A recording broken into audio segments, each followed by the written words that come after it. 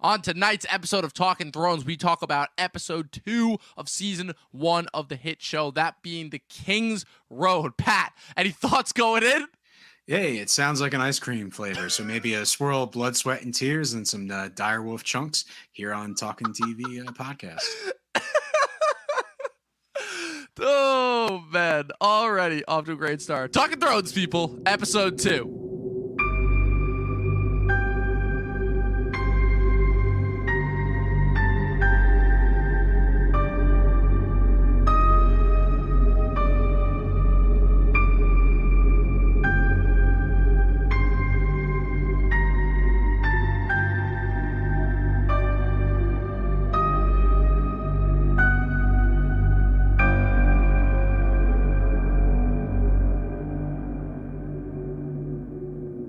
Well, Pat, episode 2 overall, I'd like to think that episode 1 was a pretty big success. We ended with 45 views overall, so that definitely shows that the Game of Thrones hype is still in the air overall, I think it is safe to say. Yeah, I think, hey, people might be checking this out for the first time, or if you're like me, you haven't checked it out in a while, and I'm going back to the beginning, I'm finding out some interesting things.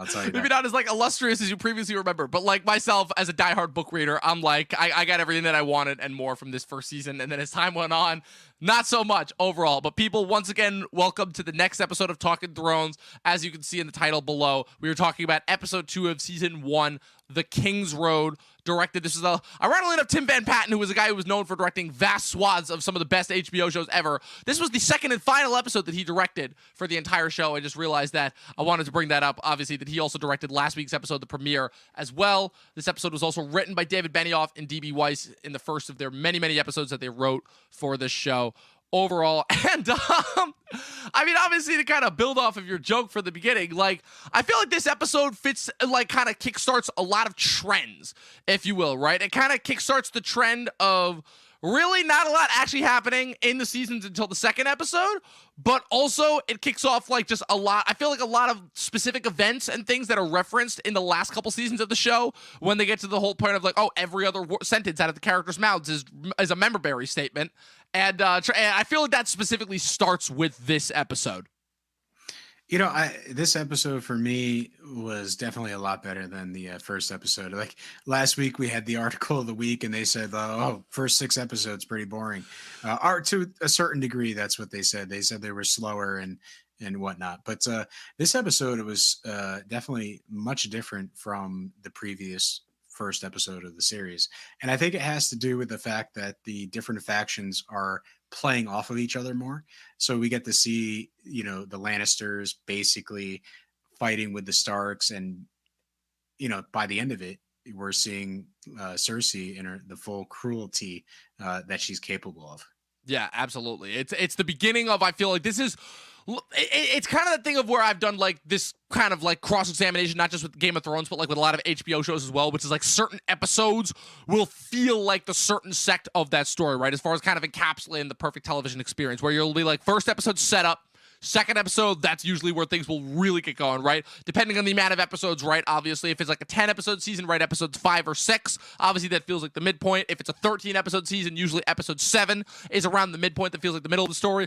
And then the penultimate episode will usually be some bombastic thing, in order to build up to the finale. And then the finale is kind of the reaction/epilogue that kind of builds up to the next season. And I feel like all of that is here in spades.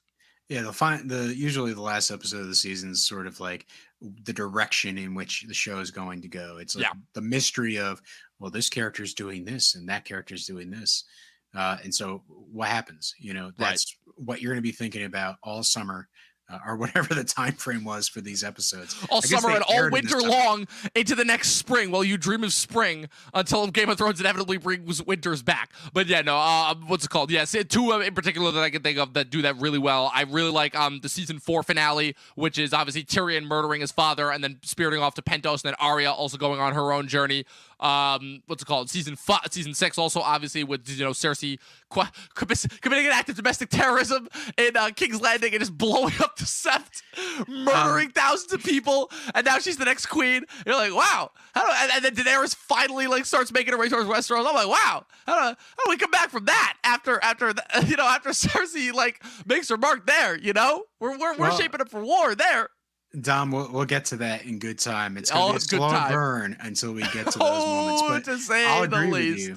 I'll agree with you that in season 4 with Arya on that ship and she's looking for the man with no face, I kind of definitely enjoyed that cliffhanger. But yes, we have a whole lot of build up to get there. And one thing I want to ask you, Dom, is why don't we just start it off? What is your favorite moment of this episode? Episode 2, the King's Guard, or the Kingsroad.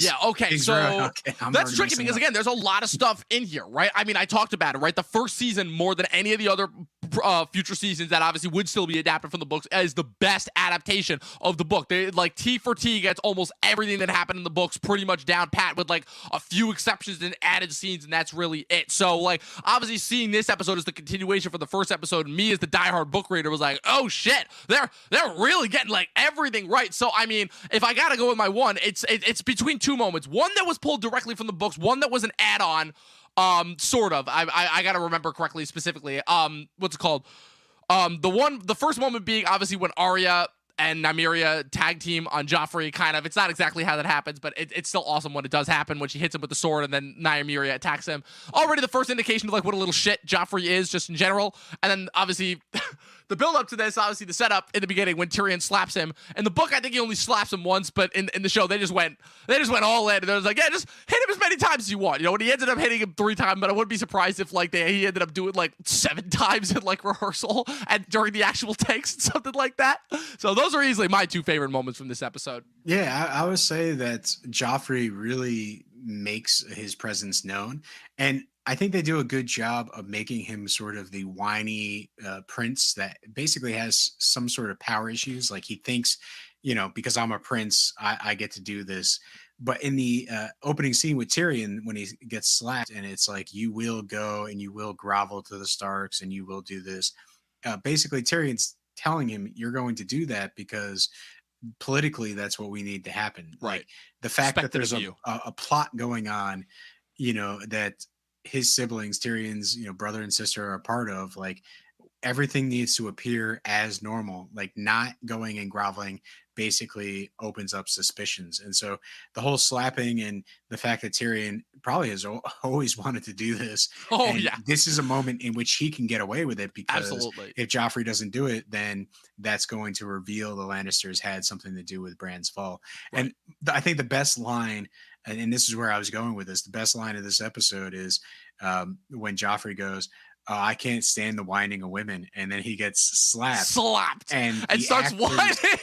Yeah, the actor's squirrel, and just really Joffrey is played perfectly. Like it's clear that he's whining just like he's complaining about. Yeah. And, I feel like, he hides behind the sword. He hides behind the violence. And, right. He hides behind the facade of his princeliness. Yeah, but he's easily put down if you just, take the upper hand. Right. And that happens multiple times throughout the show, as we see. And obviously, again, Tyrion and everyone else. And again, I feel so bad for the actor who plays him, because the actor who plays him, Jack Gleason, is, from what I heard, the nicest guy in the world. And he just had like the ultimate, like, kind of disservice of playing like one of the most despicable characters in television history. Like, Game of Thrones has had that trend, obviously, first with Viserys, then with Joffrey, and then later on with Ramsay, obviously, of just like really making their bad guys just giant loads of shit that you're like, yeah, I can't wait to see you die. And the good thing is that all 3 of them died in like the worst, most gruesome ways possible. But so with that being said, a couple things that I just did want to bring up also is that, before we got into the recap section, is that this episode in particular, like I said, is very, very apparent for kind of specific moments later on that get referenced heavily. A couple that come to mind, obviously, Bran being in the coma and what led him to being there. Jon being told by Tyrion what the Night's Watch is really like, which is, of course, set up by Jaime in this episode.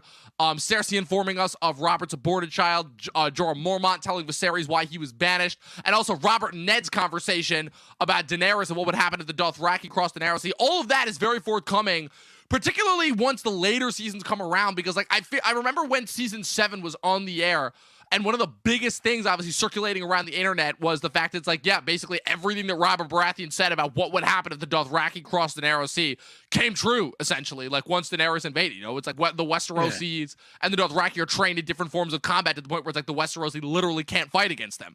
Well, let me ask you this, because you mentioned it. The Jorah, when he's talking with Viserys, right? What is the whole crime that he committed? Because it basically, Ned banished him, I guess, and it was some poachers on his land. It was very vague. This is what happened. So this is the origin. So again, this is the part where, again, you would only know this if you were a book reader because they did not cover this in the show. Basically, the way that it happened was when Jorah inherited Bear Island after his father joined the Night's Watch, obviously, and Jorah took over Bear Island. He fell in love with a woman who ended up being super materialistic and like super like kind of like, the typical like type A personality as far as that goes. And the point being is that because of his supposed love for her, he ended up draining like all of the funds of Bear Island. And then she ended up leaving him, I think, to join a circus troupe or something. And then because he literally had no money left, he was literally forced to capture poachers on his land and sold them into slavery just to like be able to like afford to live. And then once Ned Stark found out, it was either you're banished or you're executed, basically. And that's kind of like the general gist of everything that happens there. And obviously, again, it's ridiculous. It's definitely the whole thing is that it's a moment that Jorah shares with Daenerys in confidence. Like once he gets like much closer to her, obviously, as the series goes on. But that was never mentioned in the show, and you would only know it if you read the books. You know what I'll say, Dom, is a moment missed. They should have done a Guy Ritchie montage where all that's shown. Missed like freaking opportunity. Benioff and Weiss, hit us up for that Game of Thrones like blooper reel. Like, what are you doing? Come on. Yeah, that would have been perfect. Like 5 minutes, and we got that whole story. And it's like Jorah would have been a whole different character in my mind if that was. I mean, Jorah himself is like a completely different character from the book. Like, even though obviously Jorah admits that he loves Daenerys, it's always like they always kind of like reconfigure it and make it so that it's like always more of like a fatherly love for caring for someone, as opposed to like in the book he gets like to like creepy levels as far as that goes. It's like, oh, does Jorah in the books, like they never directly say it, but they do insinuate heavily, like, oh, does Jorah have a thing for younger, women of a specific age? So like they definitely did. That was one of the things that they were like, okay, of all the things that they translated over that were excessive from the books, that was the one where we're like, oh, that's too much. We're not gonna go that far. Dom, I think, as the series goes on and the ups and downs, and he like gets kicked out of her court and then comes back and then kicks out again and then comes back. Yeah, I feel like they do mess around with that a little bit. Like his are his feelings sort of someone he respects, or are they of someone he loves? Right. But I don't really think they do much with it. And I think that's one of the things that does happen throughout Game of Thrones. Including in tonight's episode, like they set things up, and they just never fulfill them.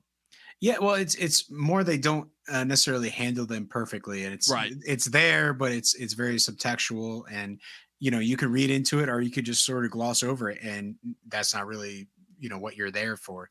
This show is definitely like about that body count. So most definitely, it's definitely one of those things where some of the nuance is. Sometimes a little bit more on the nose would work with that. Maybe it's too nuanced is what I'm getting at. But what else did you want to talk about? The Night's Watch and the implication there, because you mentioned that not yet. Let's save that for next episode, only because like I don't know, I kind of overestimated the whole like implication of the Night's Watch. More so, this episode was just about like kind of Jon beginning to understand what the Night's Watch was and what he was getting himself into before he actually experienced it, right? And that was the whole big thing that I always thought was interesting, is the fact that, again, so you have the Jaime scene, which is original to the show, and then you have the Tyrion scene, which is pulled almost beat for beat from the book, which is where it's both of them, like Jaime kind of sarcastically, sardonically, kind of making fun of Jon, being like, oh, thank you for your valuable service in protecting the wall, and then Tyrion kind of makes him understand, is like, you're basically a guy. The Night's Watch is like the option, the second option that like most criminals take. Like you're basically partnering up with like a band of criminals and kind of the. Well, Tom, let me ask you, because I got the sense in this, in those scenes that it was basically the Night's Watch was held to high esteem, and it has kind of crumbled to what it is, right? Where it is basically the second choice for criminals. death or the Night's Watch, and they Right. usually choose the Night's Watch. So it's one of those things where recruitment is not really high in terms of the noble houses. Right. And I think this is one of the things that you might not get with the TV show. Maybe this is one of the reasons why I should have stuck with the books and maybe dipped into it more.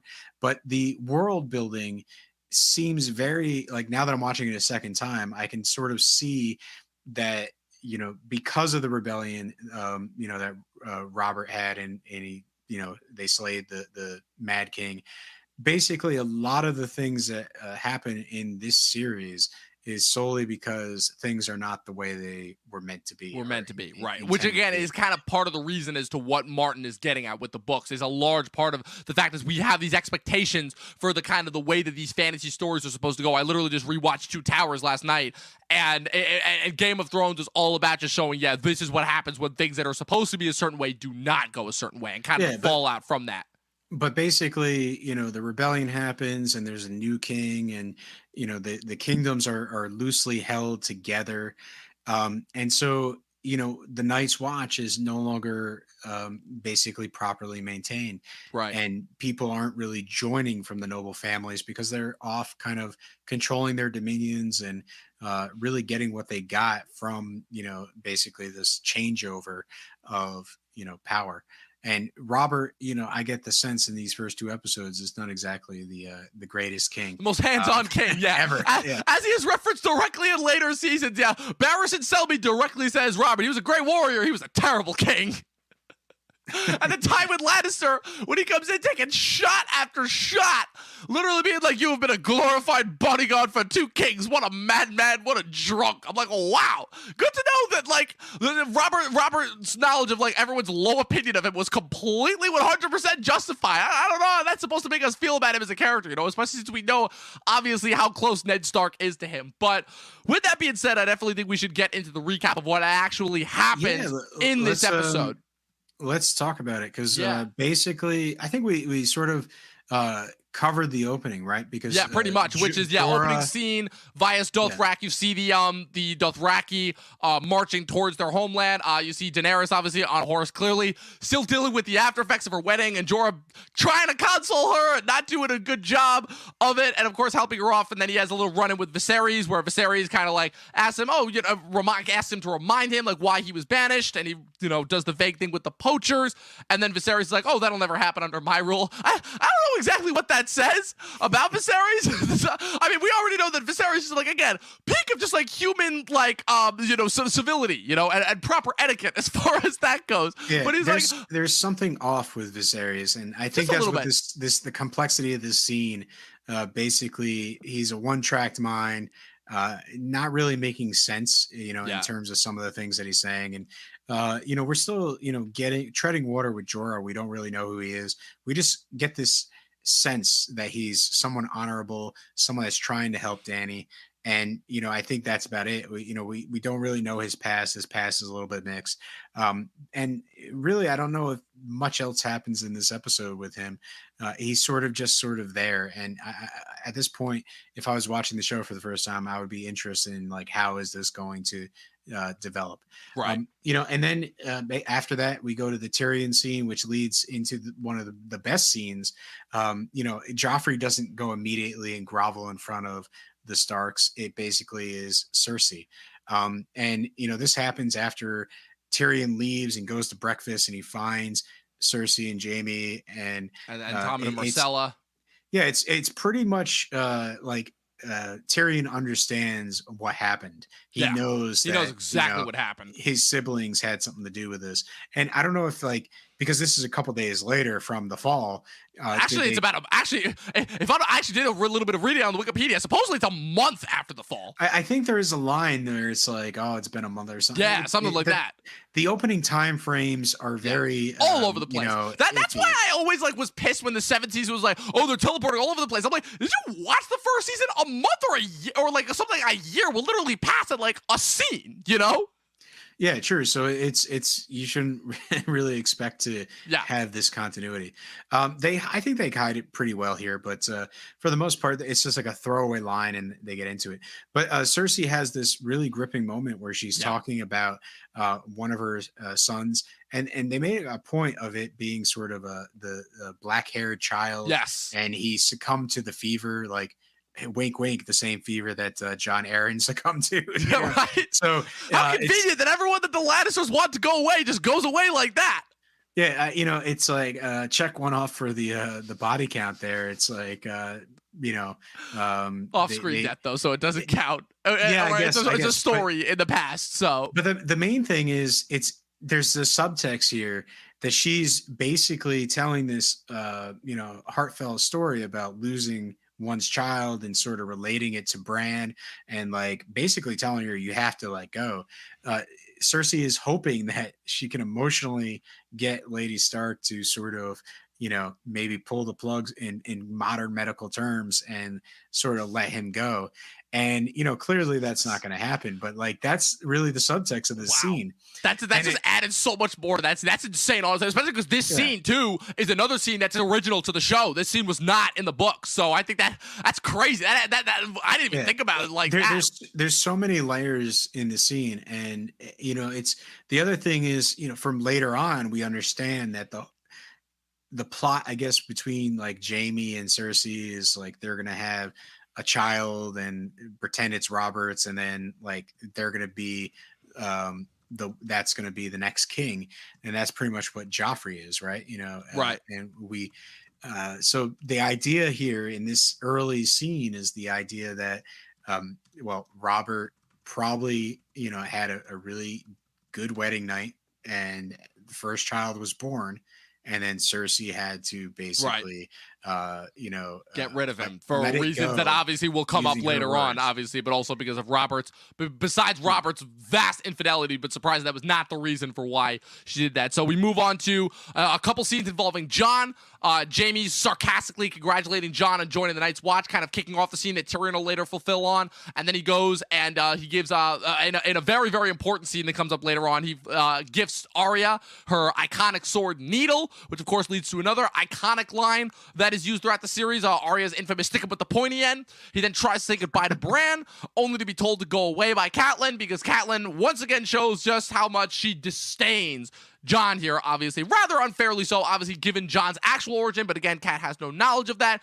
Then Ned comes in, Cat chastises him, says that, the last time that he went south with Robert Baratheon, he came back with Jon, and now he's leaving him again, basically kind of unable to separate her strife of everything going on with Bran, and not wanting to, obviously being rightfully so fearful for Ned's safety going south, with kind of the duty and the oath that he swore and everything. Cat's got a big part of this character, and we're gonna get into her character, obviously, kind of spoilers ahead, but for the focus character segment, obviously, because she's definitely got a lot of interesting layers as far as that goes. And then also Jon says goodbye to Robb.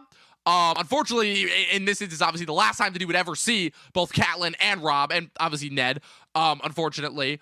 But he says, what's it called? They have, I think, this really sweet little moment where they hug, and they're like, Jon says, "You Starks are hard to kill."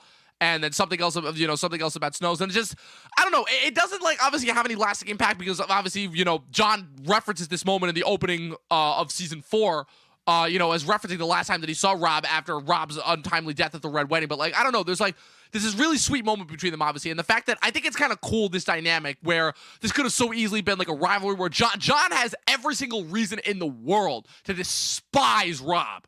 But the fact that they get along, and the fact that they really do treat each other like brothers, I don't know, that's something kind of really sweet and endearing, because it's something that in a story like this with all this death and misery and betrayal and backstabbing, where it's it's nice to see two people that are half brothers when in reality they're actually first cousins, but they can still get along like brothers, Yeah.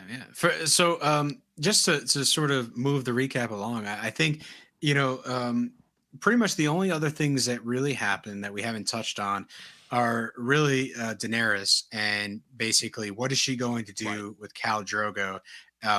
Because she just got married to him, and she's sort of thrown into his bed, and he's just sort of doing what the wild man of the prairie does, I guess. He's dominating her. And this is something that, is from the very beginning of the episode is something that weighs on her mind. This is like definitely not something she expected. She doesn't know how to handle it. She is really not prepared, to just be this man's plaything, for lack of a better word. We can say it. She's his property. Like that. That's essentially like how the marriage transaction went down. She is his property. And I think that's sort of discussed when she has like slaves of her own that are meant to upkeep her and make her look beautiful and all that stuff. Like she still sort of had this courtly position, but she befriends one of them and basically, basically she says, well, you got to stop having sex like a slave and you got to basically have sex like a queen. And that becomes her arc for this story, is how does she tame this wild man and really, turn the tables and make him hers.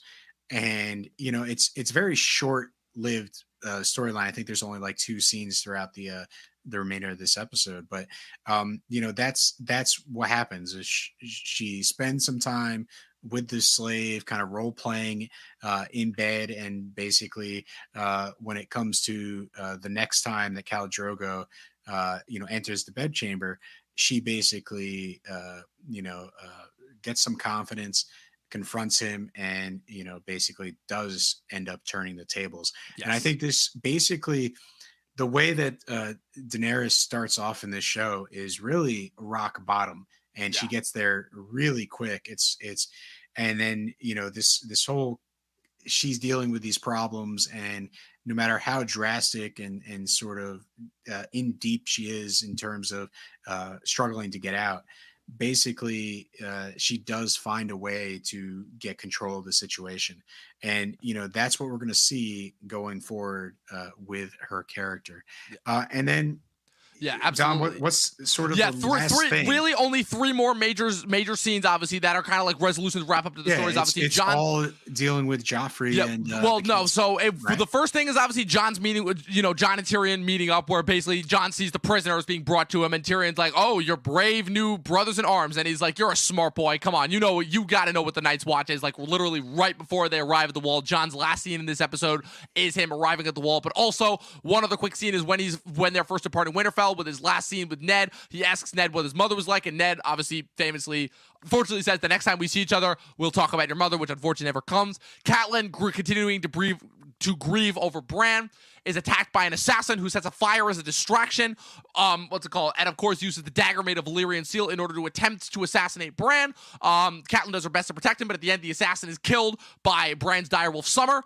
And then afterwards, after finding a lock of blonde hair in the tower where Bran fell, she consults with Robb, Theon, Maester Luwin, and Sir Rodrik Cassel, and basically comes up with the idea that the Lannisters are obviously behind Bran's fall, and that they're up to something as far as the throne goes, and that she decides to go south in order to warn Ned about what's going on. And then the final scene, obviously the scene at the Kingsroad Inn, when obviously the situation that goes down between Sansa and Arya and Joffrey, where Joffrey attempts to court Sansa and show off to her. They end up running into Arya and Micah, the butcher's boy, who are having this joust with swords. Obviously Joffrey attempts to intimidate the butcher's boy just to show off his princeliness. Arya hits him with the wooden sword in order to get him to stop. He tries to swing at her. He gets attacked by her direwolf, Nymeria.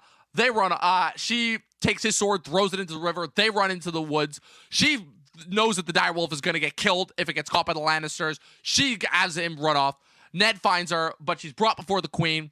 And basically, they manage to resolve the situation. Ned doesn't necessarily find her, right? No, that's right. She's found by the Lannisters, and then Ned finds out from Jory Cassel that she has been brought before the Lannisters. And then it unfortunately resolves with Cersei essentially forcing Robert to have Lady executed in place of Nymeria. So in a way, Sansa kind of does get hers for like not kind of going and siding with her family in that sense. This is kind of the first sense of like Sansa understanding, what it means to go against her family, obviously, which would lead to a very, very tragic kind of arc that she has to go through in the next couple of seasons after this one. Yeah, but I'm going to say this about this whole storyline. Like when Arya is packing her stuff and, it's like, oh, I've been told to repack this. And she's basically, Jon comes in with Needle to gift to her. Basically, she tries to get her wolf to do commands like, hey, go grab that glove, help me pack. And the wolf won't pay attention. And it's a nice little subtle writing that's in this episode where later on, when she knows that the wolf is going to sort of be executed, she's commanding it to leave and Right. fleeing, and it won't. It's not, she's too young. She's something, the wolf is not going to follow her. The wolf is sort of the lead, I guess. But she throws the rocks and the wolf eventually runs. And so I think just very subtle writing. I give props to that. Also with Sansa, just like the whole idea of, as this is unfolding in front of her and they're squabbling and fighting over the sword play, her just screaming like, "You're ruining everything," Yeah. is Yeah. is Her trying to continue basically to be like the prim, prissy little princess that obviously again becomes drastically. It's just so interesting to see these characters so early on in their journeys and like kind of versus where they ended up. well, it's weird in the sense that Sansa has this sort of way things should be, and it's completely against reality. Like Right. just from the very start of her character, she sort of just doesn't see the world as anyone else does. Doesn't see the world as us, the audience, sees it. Parents, like basically, she is, I guess, for lack of a better term, sheltered to the point where she's just like, oh, he's a prince, so therefore prince equals good, and all those kind of fairy tales that I heard, that's must be what he's like. And even though the evidence is sort of right in front of her, or at least we, the audience, get to see a lot more of that evidence, she's not really picking up on it. And I think that's going to be her characterization for a long time in this series. And it leads to, very drastic, Yeah. payoff. I think the dividends of keeping Sansa sort of, sheltered and really not seeing the bigger politics, I think that really pays off in the long run. I think In it's also terms of, interesting too, as far as kind of setting Sansa versus Daenerys. Kind of what would pay off, not necessarily in this episode, but how they would pay off later on, specifically in the last season, where they're both kind of victims of vicious tragedy, right? And because obviously Daenerys is only a few years older than Sansa, right? But Daenerys has obviously kind of suffered in a way early on that Sansa never really has, right? So I think that's definitely really interesting as far as kind of how that bodes for them, later on, where Daenerys is like, for trying to be forbearing, but Sansa is just so closed off and everything, and just kind of like how that lack of relatability when they've gone through such similar circumstances, literally to the point where they've both, been held like as property by these vicious captors who have brutalized them both physically and mentally, and how that plays out. It definitely is interesting, and it's why, again, at the risk of spoiling obviously our thoughts once we get to that point, once we get to the last season, I definitely don't think the last season is all bad as far as what it's trying to get at, per se, But with that being said, unfortunately, it ends with what's it called? It ends with Ned, unfortunately, having to commit the first of what's it called? Of the first of the 4 direwolf deaths that happen. Of the 6 direwolves we were introduced to last episode, only 2 of them end up making it through the entire show. Obviously, we said goodbye to Nymeria also in this episode, and we don't see her again until season 7. Obviously, when Arya has her little run-in, I still love that scene completely. But there is also, again, there was another part that was kind of scrapped from the show overall, which is that in the books it is heavily hinted that in addition to the Brotherhood and everybody that's going throughout the Riverlands, there's also a giant pack of wolves that is seemingly operating independently that's led by a giant direwolf that is referenced multiple times throughout the book. So I just wanted to bring up that little tidbit. And then coincidentally, also, the minute that Ned pulls the dagger, unfortunately, on poor lady, as the first direwolf casualty, Bran wakes up at the same time. And of course, Ned also sees the Hound riding up with the body of Micah the Butcher's Boy, and the Hound famously being Joffrey's bodyguard. This is also, again, we don't know as much about the Hound yet, but we're starting to get like more glimpses and pieces, obviously, of Rory McCann's performance. And of course, there's that infamous exchange, the Butcher's Boy, you rode him down. He ran not very fast, which is a line that is pulled directly from the ending of that chapter overall. I don't remember.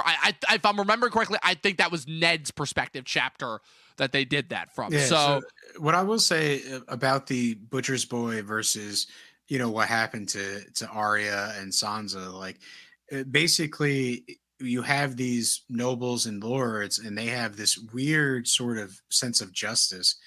which Cersei basically wants blood, and that's Right. why. Yeah, Cersei's just bloodthirsty. She just wants to see the Starks suffer in some capacity. She doesn't really care who gets it. But it's very interesting to see that, basically the Starks are her enemy, and the only way that she could hurt them, in this circumstance that Joffrey sort of gets bit by the wolf, is to have one of the wolves killed. And it's a weird, sense of justice that they get. And it's you can't directly attack them because they're nobles, but you can chip away at them in terms of like, taking away this wolf and making you kill it, etc. But then the butcher boy, basically doesn't get any justice. It's none, like at all. Let's just mow him down.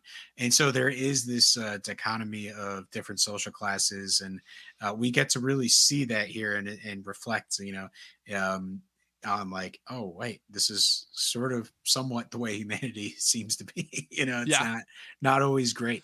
That moment again, it's Jorah Mormont's famous line, which will come up in a couple of episodes, but is, why is it that the little people always suffer when the High Lords play their Game of Thrones? And that is a line that is so beyond freaking true to real life. It is not even funny. We're literally seeing the effects of it each and every single day as far as that goes. So anyway, let's move to the review, right? So you want to do the review first? Yeah, let's do the review. It's right here on the in my rundown. So all right.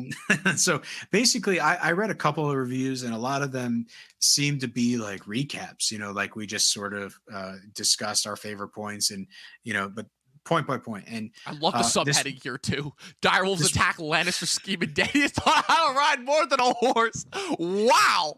Yeah, so basically, Entertainment Weekly, we'll put the link in the notes, but this was sort of 2 days after the episode first aired. James Hibbard wrote this article, and opening paragraph is, was I right? Was the second episode of Game of Thrones better than the first? Tonight's story was only about 10 minutes shorter than last week's premiere, yet felt half as long.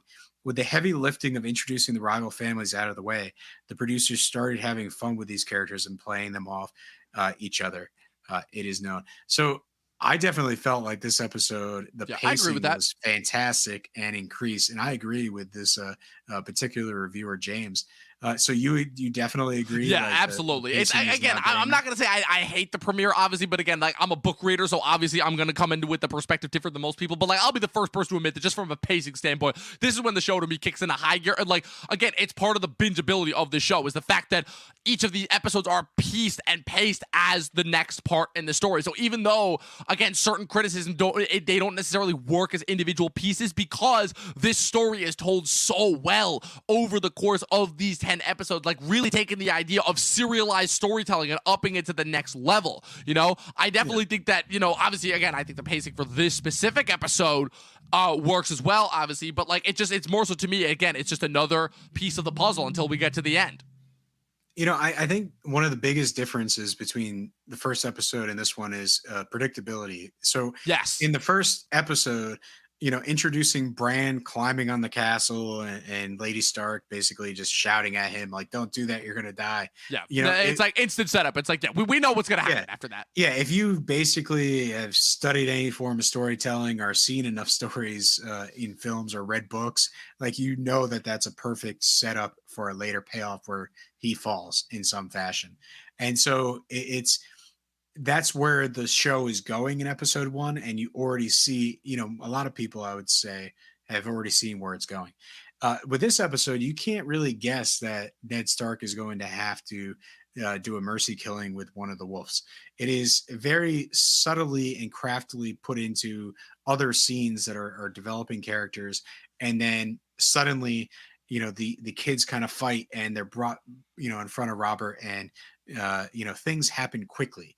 And I think the show, stays ahead of the audience, and that's what really drags the excitement for this episode. Any last thoughts on that? No, yeah. The only thing that I really have to add to that is I definitely think the kind of Robert's bit at the end of, kind of kowtowing to Cersei, where it becomes immediately clear that Robert and Cersei's marriage is not one out of love, like at all. It is one made for political gain and advantage. And the only kind of obviously in order to like kind of keep their alliances satisfied and understanding that her when it comes to like the real power in Westeros, her father, obviously Tywin Lannister, who we'll meet in a couple of episodes, holds a lot of the power and sway and influence in Westeros. Considering the fact that he was handed the king to Aegon Targaryen, Mad King Aerys Targaryen for over 30 years. But beforehand just shows like kind of the sway. And so obviously he has to even though it's very clear that in any instance where he has to choose between her and Ned, he's going to go with Ned, obviously, for obvious reason, just because of their bond that they have. But he obviously has to kowtow to Cersei in certain instances. And I definitely think the kind of, again, in this one instance where it's like the one instance where he kowtows to her is, the murder of this direwolf, which he knows is the sacred symbolic head of the, symbol of the Stark family. I feel like it's like, again, the first of many, many poor decisions on his part. Yeah. As far as that goes. The line basically, "Is this your command, my liege?" And then he just walks away. He just walks away. Like Robert doesn't walks even away. answer. It's like, wow, dude. Okay. It's one of those moments where, it's unspoken between the two of them that this has to happen, and there's nothing that he can do. But he refuses to command him. So it's the two of them, understand duty to each other and understand like what they're in for. Like, I think this is one of the first moments where Ned really hopefully sees the writing on the wall that something is amiss in Robert's court, and that, it's not going to be an easy thing being the hand of the king, right? Because there is some plot involved. And, I think hopefully, I guess the show's over. So, right. But hopefully Ned would have seen this, and right. I guess he didn't see it. And it becomes very clear that he doesn't. Yeah, just as far as like kind of, and again, it's just like all the signs are right there slapping him in the face as far as, the Lannisters are like these specific types of people. They cannot be trusted. They are doing everything they can already to undercut him, at every chance they get. So, again, just the writing on the wall there as far as that goes. But, so focus character segment. No, just let me one more thing about this article before I wrap up. So basically, they're describing the Daenerys storyline, and the author goes, "We interrupt this EW recap for a reminder. HBO aged Dany up from the novel from 13 to 17. They did. But still, she's underage. So you're not permitted to find this hot, you perverts. And don't blame HBO for entrapment. They're simply telling a story based on the beloved novel. It's not like the network is actually trying to turn the viewers by showing all the sexy scenes with a nude 17-year-old character, right?" I don't know, like this. Wow, this seems like a weird diatribe in the article. That's a weird. Like, are you trying to bait them, or are you? That's really weird. It's like, dude, pick a lane, stick with it. Yeah, I don't know what what are you trying to insinuate here? I mean, she was 20. I mean, she was 25. The actress in real life, as far as that goes, at the time of filming. Yeah. So the main thing is, I don't know where EW, like this particular reviewer, was going, but it brings up one of my points is that they're very ambiguous with Dany's age. Like, would you, from watching the show, know that she's 17 or in her teens? Not at all. I would have said like youngest 19 or 20, just based off of what she looked like. Yeah, so they're very ambiguous. I don't think the show really utilizes her age to really guilt you into right. And I think rightfully understanding the stakes. Right, and I think rightfully so, honestly. Well, yeah, because it becomes a much different show if they, make sure that constantly harp on the fact. Versus really in the books, I remember it was a thing they constantly brought up how young she was, because that was a point that they really wanted to drive home of just how wrong and just how effed up this scenario was. Yeah. So anyway, I thought that was interesting that this guy sort of, went on a little bit of a tangent, but just a little bit. Yeah, no, it's like, it's one of those things where this is a crucial storyline for her character. Like I said before, she's pretty much at rock bottom, and she gets the confidence to turn the situation around It might not be the best solution at the time, but Right, it but it is is a a solution. better solution. Which is, as we will learn in Game of Thrones, usually, even the best of all scenarios is usually still not best for everyone, to say the least. But the trials that Dany go through basically leads her to a stronger character and a stronger place. So yes. She has to start somewhere. And, I think these early challenges are something that really make the character better in the long run. Absolutely. Anyway, let's talk about your focus character. Focus character of the week. Today we are talking about Catelyn Stark, formerly known as Catelyn Tully, portrayed by Michelle Fairley for the first 3 seasons of the show until she unfortunately met her untimely end at the Red Wedding. She was born to Hoster Tully, and I believe her mother's name was Joanna Went. If I'm remembering correctly, she has 2 younger siblings and an uncle, obviously, all of whom we are introduced to later on in the show. Her younger siblings being Lysa Tully, who would eventually become Lysa Arryn when she married Jon Arryn, and and Edmure Tully, who unfortunately married Rosalind Frey at the aptly previously mentioned Red Wedding, as well as a single uncle, Brynden the Blackfish Tully, who in the books we are introduced to in this book, or in this case this season, but in the show we're not introduced to until season 3. She was originally actually set to marry Ned Stark's older brother, Brandon Stark, who we'll get to in our Gotchaverse segment, obviously. He was unfortunately murdered by the Mad King in a series of events that ended up leading to Robert's Rebellion. And then she eventually ended up wedding Ned in his place, obviously, much to the chagrin of her childhood crush, who we'll meet next episode, Peter Littlefinger Baelish. Obviously, she bore 5 children for Ned Stark, obviously, in addition to Ned's bastard son, Jon Snow, who we brought that, of course, being Robb, Sansa, Arya, Bran, and Rickon. Catelyn is an interesting character, I'll say, because I think that while obviously she has her own individual prejudices and thoughts on how the world works, she's got a different take than Ned, obviously, where Ned is obviously very honor-bound, literally to the point where it supersedes over his own life. Catelyn, and I don't know if this comes from just kind of the fact that she's just got more common sense because of where she was raised. Ned obviously being raised in the north, very away, very isolated from everything else. Catelyn obviously was raised in the Riverlands, which are bordering to the Westerlands, so she was obviously grew up in the south, quite in the thick of it, obviously, during Aerys Targaryen's reign. Catelyn definitely seems like she's got like more of a head on her shoulders, right? As far as she goes about things much kind of more quietly and subtly and under the radar. She only makes a move when she really has to, obviously, with obviously her abduction of Tyrion, obviously, but does show that unfortunately she is still prone to making emotional decisions. Not as much, I'll say, to the chagrin of her own life, the way that her husband, the way that her son does later on, obviously with Robb's infamous, wedding to Talisa Maegir.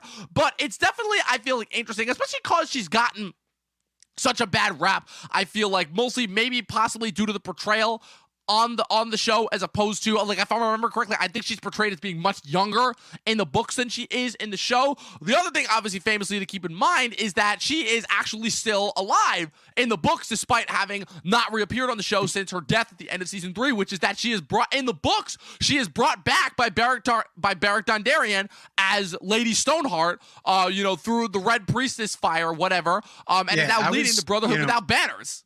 So, Dom, I was waiting for this to happen the entire series. And it never did. It just never happened. And I realized at some point it was never going to happen. Right. But it's one of those things that this particular actor, this particular character is really fantastic. Like, does create a really cornerstone for the first couple of seasons of just someone that's fighting their hardest, really fighting back at the games that are being played by the other side.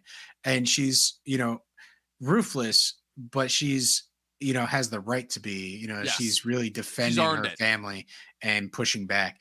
And I think the best part of this particular episode 2, is when Jon Snow comes in and it's like, I'm here to say goodbye to Bran. And she's like, you did, very cold, blunt, very point. Matter of fact, it's like, wow, she makes her thoughts on him known, as far as she's like, I'm sure that if she had a chance, she wouldn't even refer to him by name. She would literally just refer to him as bastard, Yeah, but then she gets hotter, like when he sits there and he tells Bran, like, you'll come to the wall and I'll be settled in and I'll walk you around and maybe we'll go beyond the wall and blah blah blah. And she's just again very foretelling on both of their fronts. She's ready to strangle him after he says that. and wants him to leave. And I think it's to me, I didn't really understand her anger that much. It's like, damn, and Yeah. I probably don't think I ever really get her anger. Yeah. I understand the story that Ned sort of did this infidelity. Again, that Ned went off to war and then he came back with this bastard child. But again, like, that's just more part of like kind of how she just like her never, and it really sucks because ultimately all of her tragedy in this entire show comes from her involvement with the Stark family. Obviously, first with Brandon's murder, and then obviously with Ned in that situation. And again, it really sucks because with Ned and Jon, and that was a situation that again is revealed to be entirely out of Ned's control, because Ned bringing Jon home and raising him as his own is literally the dying wish that his sister gives, obviously, Lyanna, in order to protect her son, obviously. So my question is, like, Ned being the man that he is, wouldn't he have clued in his wife, Catelyn? You would have thought, but again, it's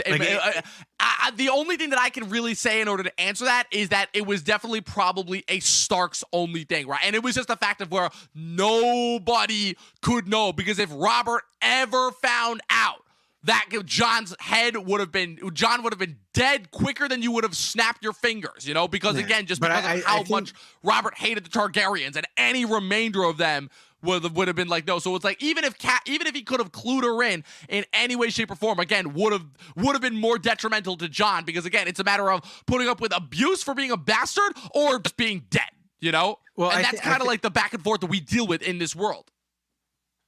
To me, it would make it a little more interesting, if we as the audience understood that Catelyn sort of knew that Ned was lying to her. Right. And that Ned, came up with this story of, oh, this is my bastard child. It was the war. Like, he clearly lied to her, and she should have a sense that it is like Robert's kid, and, or not Robert's kid, but maybe that's what she thinks. You're lying. Yeah. You're lying to me. And this must be like Robert, but you're taking care of him. Like, there should be some sort of dynamic there that, in my mind, that makes her so angry, because it's not necessarily that she's angry at Jon Snow. It's that she's angry at her husband for, this act of supposed infidelity. So I think it leaves, too much to the audience to, basically figure out. And it's like, to me, I'm just like, chill. Right. The other thing, too, obviously, again, is the whole thing of, again, building up the fan theory and the fact that Jon's parentage is revealed as a twist, obviously. And then that, again, as we referenced last week, that was an impetus for Benioff and Weiss getting the gig, obviously, is the fact that they were able to successfully guess who Jon Snow's mother was. And in this sense, obviously, it is revealed later on that it is Lyanna Stark, obviously, and that he is, obviously, Lyanna Stark and Rhaegar Targaryen's originally bastard child. Now, obviously, with previous knowledge, it's revealed in season 7, not actually as once he's revealed to be the rightful heir to the throne, obviously. So that actually kind of brings us, obviously, wrapping up on the focus character segment, into kind of the subject of it, which is Robert's rebellion, obviously, which is, again, the civil war that preceded and took place 15 years roughly, 20 years, 20 years roughly prior to the events of the series, obviously. It started, again, during the reign of the last Targaryen king, that being Mad King Aerys Targaryen, who had been going a little cuckoo for Cocoa Puffs during the last couple of years of his reign. It all started at a tourney that was held at Harrenhal in 281 AC, in which Rhaegar Targaryen crowned Lyanna Stark, who was obviously, Ned Stark's older sister. Ned Stark famously had 3 siblings: Brandon Stark, Lyanna Stark, and then his younger brother, Benjen Stark, who became a Night's Watch member, who was betrothed to Robert Baratheon, obviously. And that obviously did not go well. And eventually it resulted in a supposed abduction in which Rhaegar kidnapped Lyanna, I believe, at that same tourney. After the results of this, while this was going on, this supposed abduction, Ned and Robert were both currently with Jon Arryn, training at the Vale, obviously, where they were his wards, obviously. Upon hearing news of this, Ned's father and older brother, Torrhen Stark and Brandon Stark, Rickard Stark and Brandon Stark, obviously, who was originally betrothed to Catelyn, rode south to King's Landing in order to demand that King Aerys do something about it. And Aerys' response was to hang Rickard Stark over a boiling pot of fire. Obviously challenging, saying that, Rickard Stark, I believe the impetus was that he wanted to challenge somebody to a fight, and he said that if he wanted to challenge a Targaryen, he would have to challenge the Targaryen's main strength, which was fire. So he held Rickard Stark and chained him over a boiling pot of fire where he slowly roasted to death. And then poor Brandon, was tied up by a rope and forced to watch, and said that if he could reach the sword that was held like just in front of him, just out of reach, and then he could cut himself and free his father. And instead, he literally strangled himself to death, trying to free himself as he watched his father roast alive in front of him. So if that doesn't tell you everything that you need to know about Mad King Aerys Targaryen and everything, and it just sucks because obviously it's later revealed that obviously Rhaegar did what he did out of actual love, but it just shows, again, I feel like that's just Game of Thrones in general, is that an act of true, pure love results in all of this chaos and all of this carnage and all of this death. Obviously, again, it forced, what's it called? Obviously, it was followed up by Aerys Targaryen sending word to Jon Arryn saying that he could either declare his loyalty to the realm by having Ned and Robert killed right there, obviously, in order to kind of stamp out any sense of rebellion, obviously. Jon Arryn famously sided with Ned and Robert. Ned and Robert were both able to escape from the Vale silently in order to get to their respective castles in Winterfell and Storm's End and muster their forces, obviously.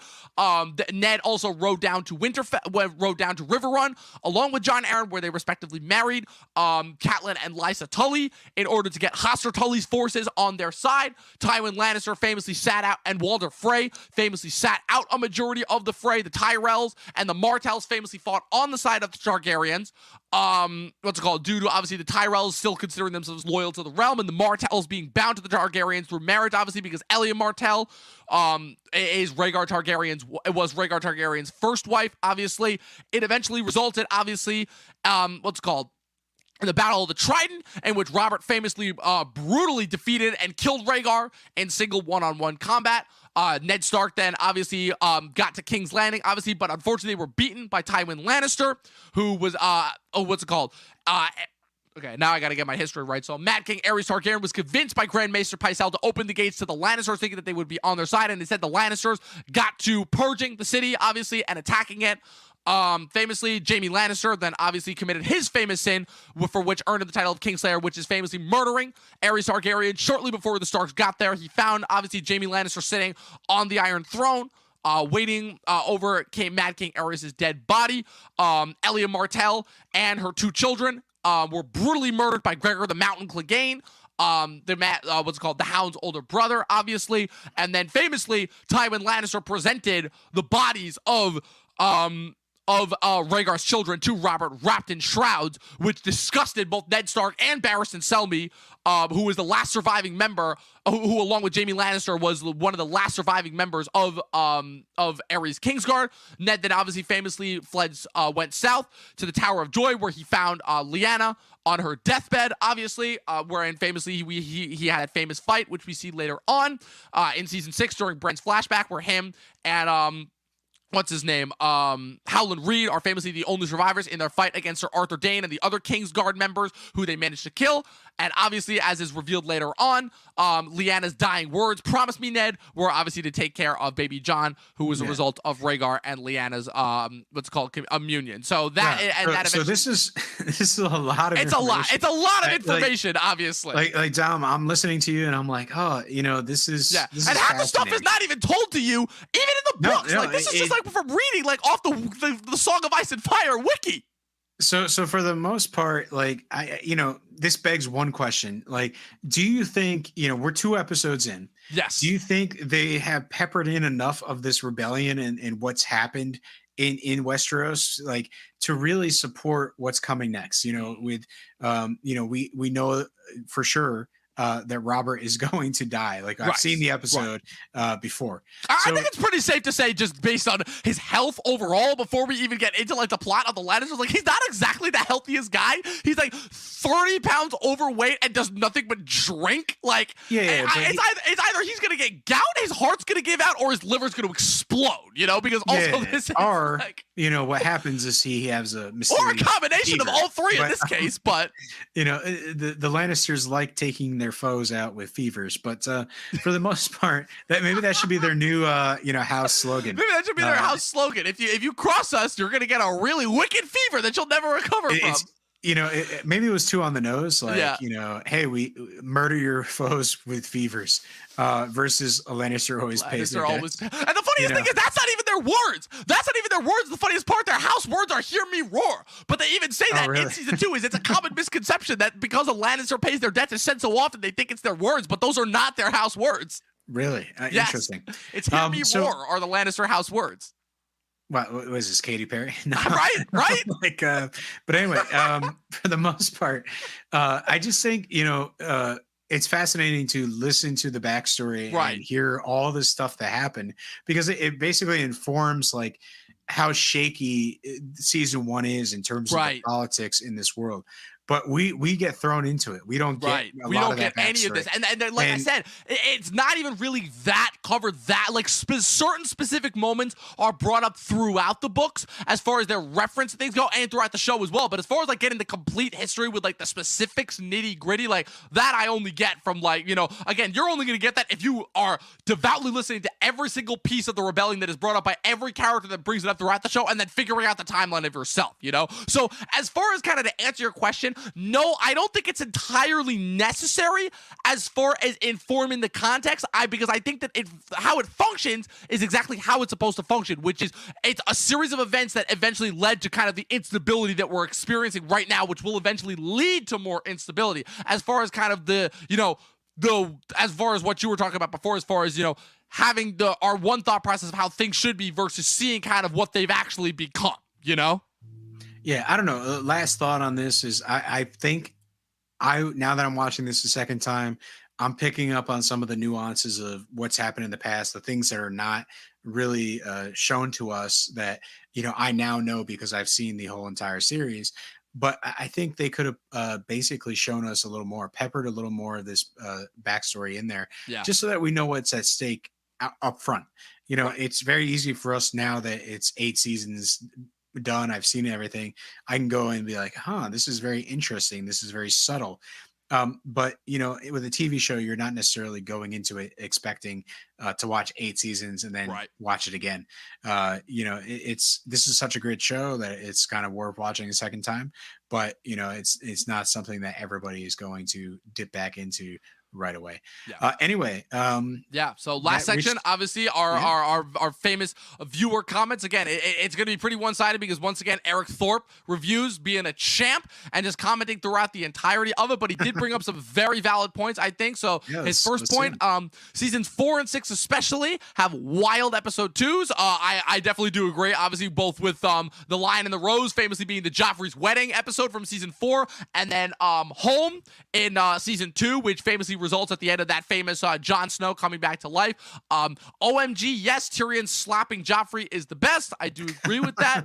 And then he brings up everyone just likes Tyrion as a character. So I think Tyrion's best. Tyrion's best. Anytime that he provides real good like comedic effect, it's the best. Obviously, they're gonna get behind it.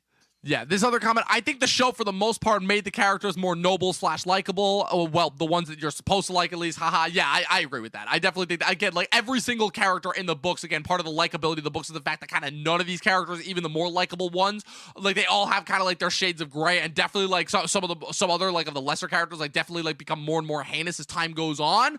But I definitely do agree with that, obviously. And then to answer your question, yes, this is the episode where Jon is traveling with Tyrion, right? What's it called? And this is the other thing too that I think is interesting. If he remembers right, in the books it's Joffrey who sends the assassin to kill Bran, but it's Littlefinger in the show. So here's the interesting thing. In the book, right, the whole the person who sends the assassin is never revealed, right? The only thing, right, that's really revealed to us in the books as far as that goes is Tyrion on his own. Well, I think in the events that are leading up to his trial at the end of book 3, A Storm of Swords, which we obviously see in season 4, he reasons to himself that Cersei would have been too smart to send the assassin, right? Because it would have been too easy to traceable, especially using a dagger like that. And Jaime just would have done it himself, right? That's why it couldn't have been either one of those two. So that's what leads him to assume that it's Joffrey in the books. But in the show, it's never really explicitly said. So I always kind of assumed that it was Joffrey, right? It's not like a situation of like Joffrey's murder, which is explicitly revealed to us to be Olenna and Littlefinger working together. So I don't really know the answer to that question per se, but it definitely is a good point. Well, it's kind of hard to deal with who sent the assassin because basically they're in Winterfell for the month, right? You know, it's Right. that weird time jump. Yeah. Like, you know, for That's why I definitely Littlefinger, don't think it was Littlefinger. Only because Littlefinger stood because to gain nothing from that. they would have to pigeon to King's Landing, and then he would have to pigeon Right. back. What is there, like a pigeon assassination? Something like that. Yeah, for and hire? besides, and again, It's if we're like going to the Westeros Uber, like you just give a message to a specific right, pigeon but again, and based it off goes of and that, finds his also, assassin. like it would kind of be I don't redundant know. for It would kind of be redundant for Littlefinger to do that because Littlefinger's already set things in motion by having Lysa poison Jon Arryn and then framing the Lannisters for it, as far as setting up the whole Stark Lannister feud that's going to eventually erupt into the War of the Five Kings. So Littlefinger's already gotten his whole ball rolling there. So that again, in addition to all the reasons that you said, it doesn't make any sense why Littlefinger would want to have Bran kill, especially since at this time period, again, Littlefinger still cares deeply for Catelyn, and that love still does extend to her children. And then Eric's last point that he says on the last season, that he doesn't think the last season is bad. It just could have been so much better, but I still think it works more than people give it credit for. Again, we'll get to that when we get to the last season. And then AJ reacts to popping in for the last little bit there, saying just stopping by to say hello and show my support. You guys freaking rock. Well, thanks, AJ. Thanks for tuning in once again. So yeah, that is a majority of the comments overall. But yeah, Pat, did you have anything else that you wanted to add to this episode before we wrapped up and got out of here? Well, no one took us up on posting in the comments what we thought. Yeah, the body right. count We would be. deliberately stated that last episode. We're keeping the death count, obviously, throughout the show. No one cares, like how how astute we are in terms of the people. Clearly not. Clearly not. Here's my thing: is I only think one person could be added to the body count. What do you say, Dom? So you're going with one? Yeah, I'm going with one. All right. So we have, if we're counting animals, we have 3 deaths. 3 deaths in this episode in order to add to the 4 from last week. So last week, obviously, we famously had the 3 Night's Watchmen members that died, and then obviously Jon Arryn, who we see lying dead there. And then, so the 3 deaths that we get in this episode are the assassin, who is sent to murder Bran, who promptly has his throat chomped out by Summer. We have Poor Lady, the first of many direwolf casualties that happened, unfortunately, executed by Ned Stark outside the Kingsroad Tavern on orders of Cersei and Robert. And finally, obviously, Micah, the butcher's boy, who was rode down by the Hound, obviously, and also later gives Arya incentive to murder him. So we got, again, 3, no less than 3 deaths in only our second episode of Talkin Thrones. I was basically only counting Lady. So, I guess that goes as far as that, right? We keep saying you can like it's horror movie rules. Like you can have bodies stacked up to here as far as human bodies go, but the minute you kill an animal, that's when you're like, no, this motherfucker's gotta go. In terms of connections, that obviously that's going to hit hard for the Starks. Right. One of the direwolves had to be put down. The butcher's boy. I will say, real quick side note, Sansa does forget about that death pretty quickly as far as that goes. You're like, obviously Arya never forgets about Nymeria, right? Summer obviously dying, that's an event that didn't happen in the books, obviously, but and obviously Grey Wind and Rob are both killed at the exact same time, so that's pretty symbolic there, but Sansa moves past Lady pretty quickly as far as that goes. So I just wanted to point that out there. A little bit of a nitpick, but I don't know. It's like the butcher's boy gets a one line like, oh, you ran him down, and then it's over. There's not much emotional weight put behind the butcher's boy or the assassin, and they're kind of just forgotten. Yeah, in this game. But again, if we're keeping up with the overall death ticker, again, this is a show about death, about life and death. I guess I'm taking the point of view of basically which ones have an impact. Right. And the assassin and the butcher's boy are unfortunately disposable. Very disposable. To most of the people. You can only imagine what's going to happen when we get to Hardhome and Battle of the Bastards and Blackwater. Oh my God! Yeah. Talk about disposable bodies. So we're going to be counting each frame. Okay, that guy. Okay, did you get that guy in the background? So I think when we get to that, what we're going to have to do is, rather than have a specific number of people who died, we're going to have to have rough estimates. Are we in the 30s or 40s, or are we in the hundreds as far as that goes? And we'll have to kind of guesstimate just how many people died. Yeah. Do you think Do you think we can go on like a Fervor or a Task Rabbit and have someone literally count the bodies that they see Trust frame me, by frame? I'm sure those YouTube videos exist. I'm sure those really? YouTube videos exist. All right. Well, if I don't know for finds, sure, but anyone finds one of those YouTube videos, like just post them in the comments so that we can watch. So that we can keep track how many people died in the respective battles that are yet to come. Obviously, Well, I just want to see if someone is that much of a diehard. Like, right? I'm rewatching these episodes. Like one of those I'm having dingers fun. that just like the ding goes off every time somebody dies, and it's like just going like through the roof as far as like into like the 100,000s. Like literally in Battle of the Bastards, it was like piles upon like multiple piles of human bodies. Like, it would be easier to count how many people survived that. But yeah, anyway, right. Anyways, so that was it, people. That's the end of episode 2. Yep, right? that is it. That is the end of episode 2 of Talkin Thrones, the Kingsroad. Thanks again to all the people who showed up this time around. We'll be back again this exact same time next week for episode 3. Entitled Lord Snow, obviously. So let us know your thoughts in the comment section below, what you thought of this specific episode, what you thought of season 1 in general, what your thoughts are kind of on our recap show going forward. If you think it's really going to change necessarily your appeal as far as, moving towards that last season, obviously. And again, just if you have any other like interesting facts or tidbits or just interesting thoughts about Game of Thrones, leave them in the comment section below. Make sure you click the like button and the subscribe button. That way you guys can keep coming back and getting more awesome Talkin' TV content. We've got another fun-filled week. Obviously, we got Jupiter's Legacy on the podcast. We got Too Fast, Too Furious for the Fast and Furious first-time watch-along this week. It's going to be a lot of fun. You guys are not going to want to miss it. And like I said, we'll be back next week, obviously, with episode 3, Lord Snow. Pat, where the good people find you on the interwebs? Right now, I'm just directing people to my Instagram at Patrick W. Huber. And, basically, I keep threatening this, but I will post something at some point. It's in the works. No, it's not really in the works. I just have to actually... I had to actually start posting. I was posting for a little bit of time, and then I fell off the bandwagon. So it happens. Real life happens. So, and you can find myself obviously again posting all the time on Talkin' TV Podcast on Facebook and Instagram. Follow us there for all the latest updates for the podcast, and you can follow myself personally at Movie Nerd Reviews on Facebook and Instagram. As always, people, winter is coming once again. 12 seasons in a short film, and watch more fucking movies. We'll see you next week on the next episode of Talkin' Thrones.